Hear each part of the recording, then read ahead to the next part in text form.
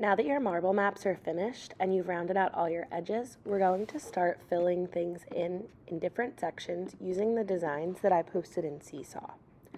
I have a marble maps handout that I posted in Seesaw for you guys that can walk you through getting started. In this video, I'm going to show you a few different designs that you can choose from, or if you're feeling inspired, you can create your own designs. The first design that I'm going to do is using large bubbles. So I want you to imagine that you're blowing big bubbles in the space between your shapes. So I took my pencil and draw really big bubbles out in one of my sections. These bubbles are going to touch the lines on both sides.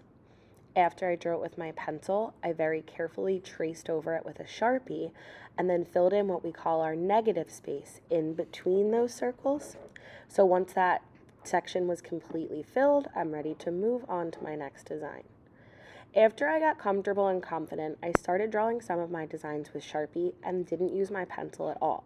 It's up to you how you prefer to work, but remember that if you're doing Sharpie first, we need to work on fixing any mistakes we make, and we are not going to be starting over if we make a mistake halfway through our design.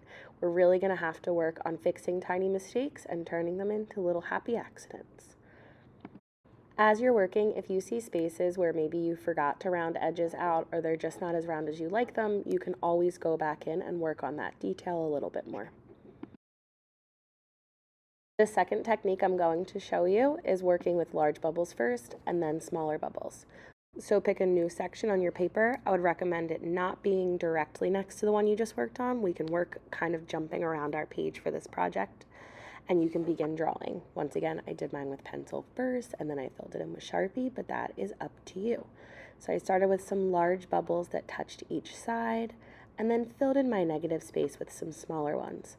Then around those circles, we're going to fill in nice and solid black using our Sharpie.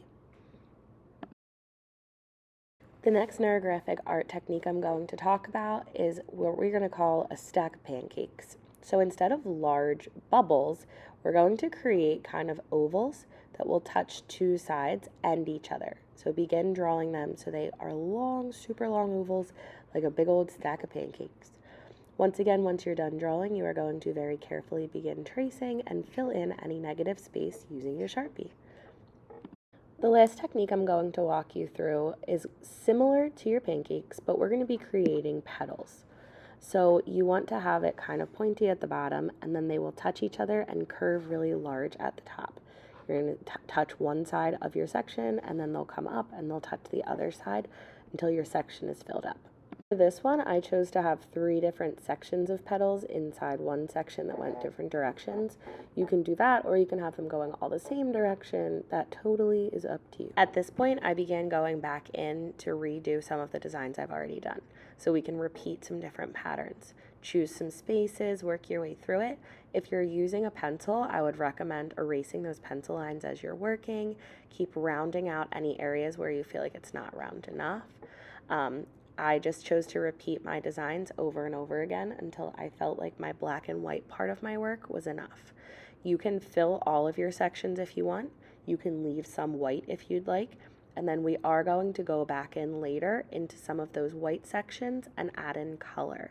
So I would recommend leaving at least a couple of them blank so that you can go back in with your designs later and add them in using color.